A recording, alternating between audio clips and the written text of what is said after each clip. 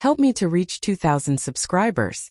The moment I heard the soft click of the bedroom door followed by a hushed whisper that did not belong to me, my lungs turned to stone. It felt like my heart rose into my throat and stayed there, pounding so hard it sent tremors through my entire body.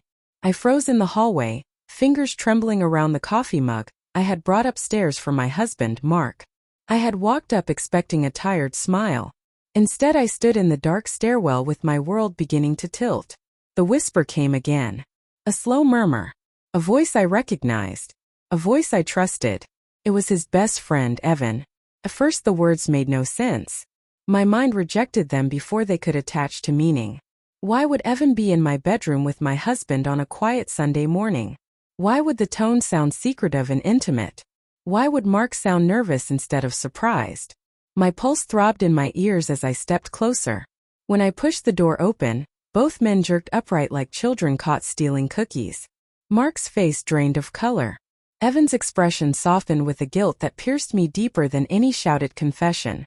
Nothing inappropriate was happening at that exact second. That made it worse. It meant whatever I had interrupted was not impulsive. It carried history. Layers I had never seen. Layers I was never meant to see. Mark stuttered something about a surprise. Evan stared at the floor. The silence thickened until it felt alive. I walked out before either of them finished their lies. My breath shook as I paced through the living room. Anger snapped at my heels, but confusion tugged just as hard. Evan had always been kind. Protective even. He used to tease Mark for taking me for granted. He had been the one who comforted me last winter when Mark missed our anniversary dinner. He had wiped my tears after Mark told me I was lucky he had married me despite my past divorce.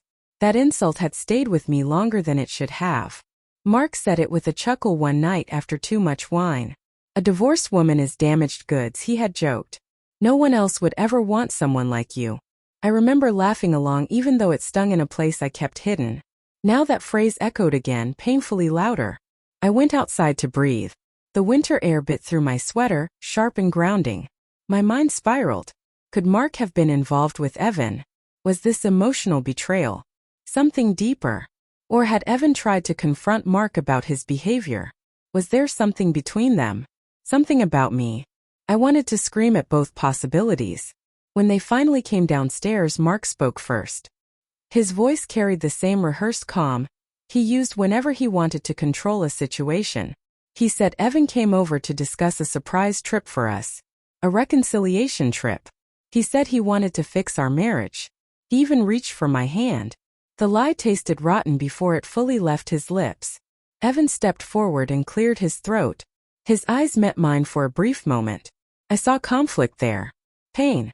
Something unspoken. He said he had only come to drop off a jacket Mark left in his car. Another lie. A softer one. The air between all three of us shimmered with tension. I could almost hear the truth pressing against their ribs. Later that night, Mark left to stay at his brother's house. He claimed he needed space.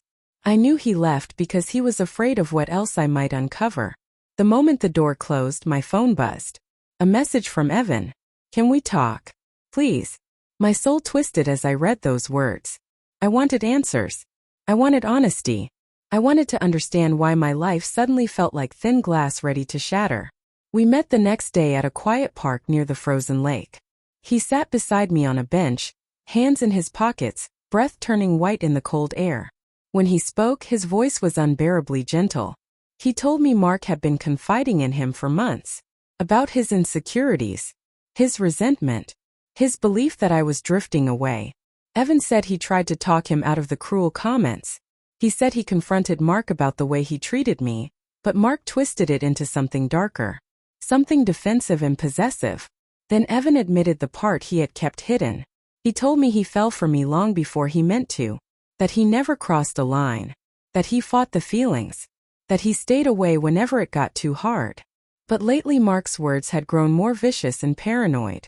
Mark had begun accusing Evan of wanting me even though nothing had happened. The morning I walked in, they had been arguing. Heated. Ugly. Mark had told him that if Evan wanted me so badly, he should just take me because no one else would ever want a divorced woman anyway. Evan looked at me then. Really looked. with a quiet kind of desire wrapped in respect and fear and longing. His voice cracked when he said the words that nearly unraveled me. He told me Mark was wrong. That someone did want me. That someone always had. The truth fell heavy between us. Real. Human. Messy. I felt guilt rise in my throat. Then anger. Then something softer and far more dangerous. I hated that my heart responded. I hated that the warmth blooming in my chest felt like hope after so much hurt. But hope is not betrayal. Deception is. That night I told Mark our marriage was over. Not because of Evan. Not because of whispers or suspicions. But because I finally saw the truth of how little he valued me. When I stepped outside afterward, Evan was waiting in his car at the curb. Not assuming. Not demanding. Simply present. I walked toward him with careful, terrified steps. For the first time in years, I felt wanted for my strength rather than blamed for my past.